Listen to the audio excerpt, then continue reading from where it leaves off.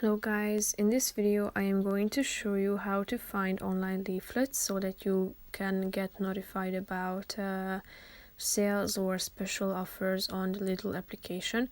But first I just want to mention, don't forget to subscribe to my channel, because at 10,000 subscribers I am going to show you my whole YouTube revenue statistics and growth strategy, how to make money online. So let's jump into it. First of all, open the application on your phone. Then you should tap on the online leaflets icon down below, which is the second option. Now you can see these two national leaflets and magazines.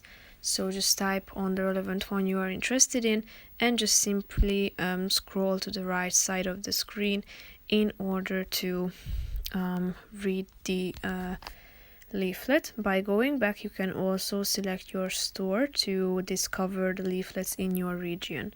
So you need to type in your city,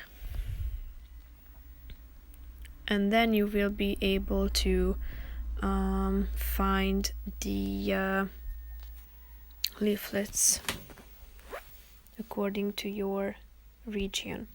So that's pretty much it for this video. I hope you found it helpful. If you did, consider subscribing, and see you in the next video. Bye bye.